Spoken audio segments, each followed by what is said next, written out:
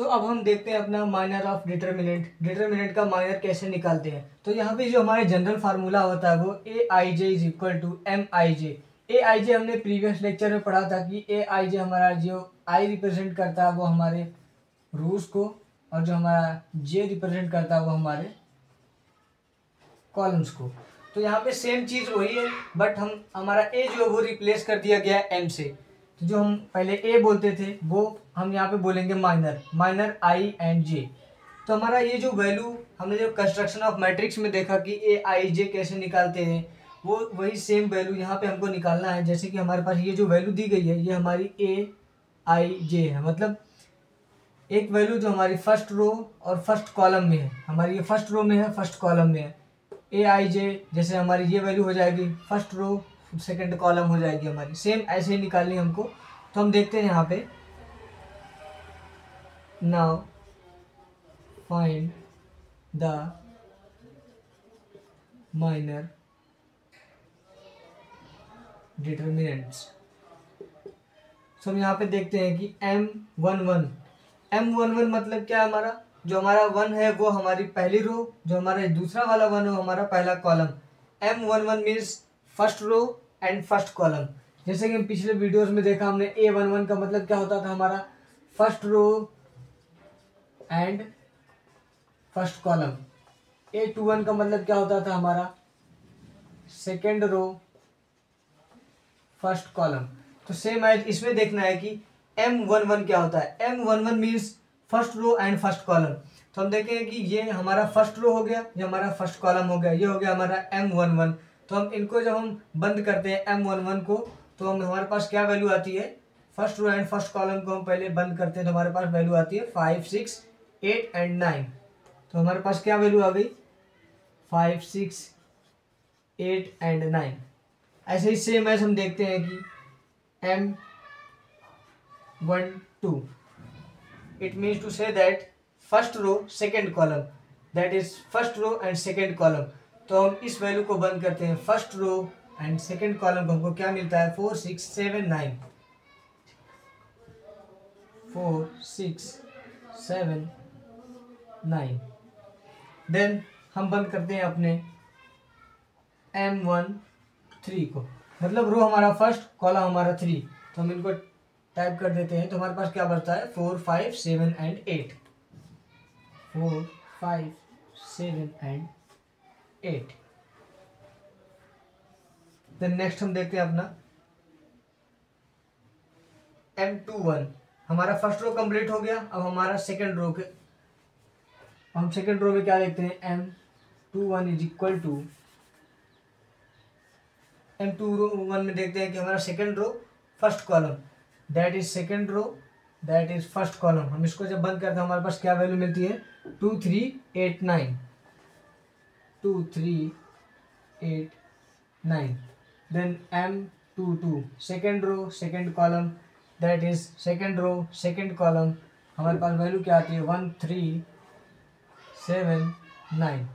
तो हम ऐसे थर्ड बंद करते हैं, M23 that is second row third column. हमारे पास वैल्यू क्या आती है, 1, 2, 7, 8, 1, 2, 7 एंड 8। एंड हम नेक्स्ट देखते हैं अपना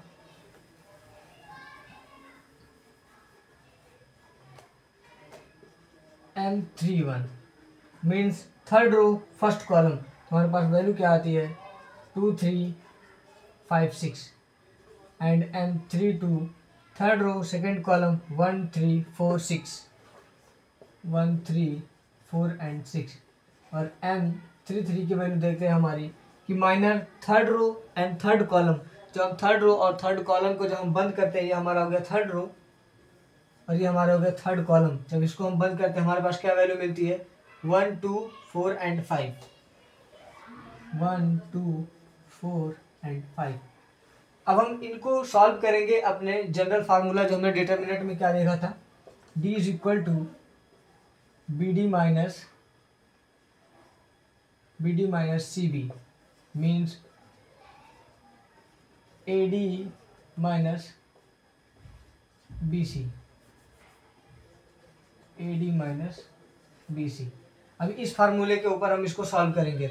हमारी ए डी क्या है, ए डी हो गया हमारा ए और डी, मतलब 5 × 9 माइनस 6 × 8।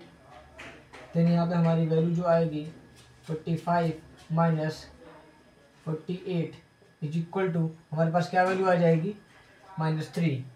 देन इसमें हम देखते हैं 9 × 4 माइनस 6 × 7, हमारे पास क्या वैल्यू आएगी 36 माइनस 42। हम यहाँ से माइनस कर लेंगे अपना,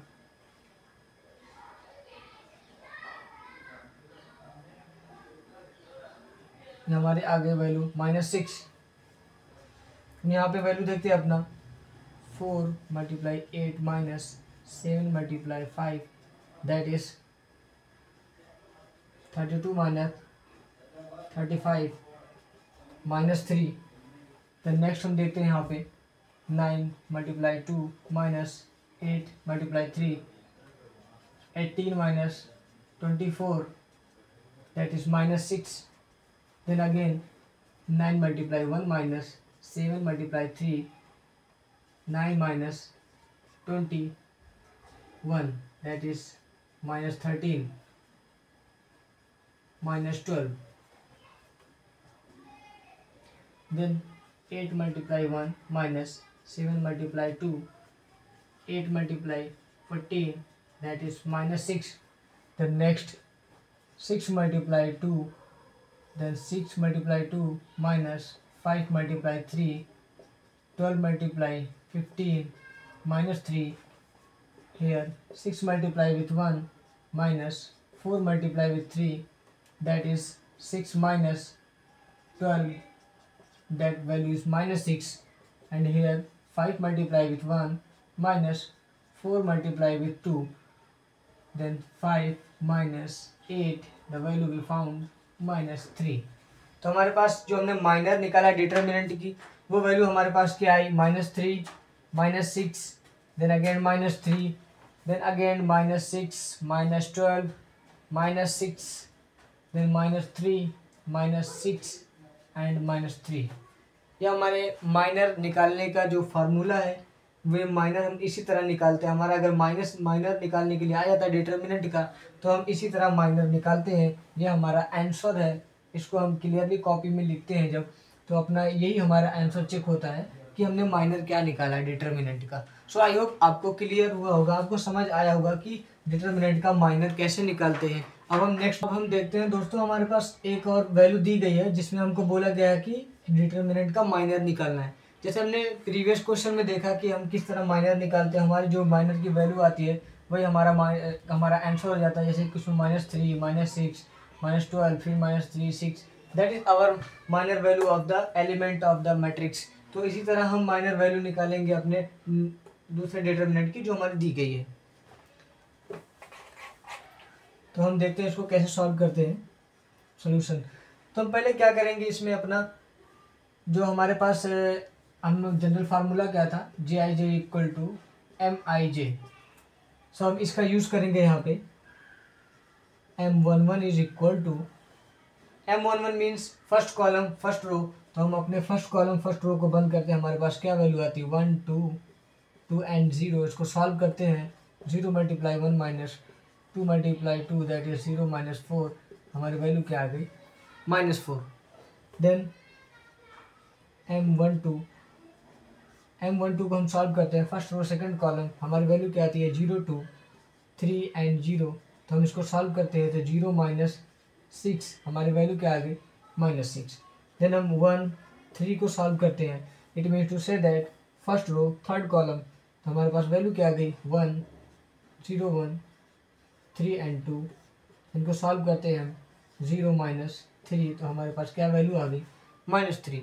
तो हम ऐसे ही सॉल्व करेंगे M21 को। तो हमारा सेकेंड रो फर्स्ट कॉलम को बंद करते हैं, तो हमारे पास क्या वैल्यू आती है 2, 3 एंड 2, 0, 2, 3 एंड 2, 0।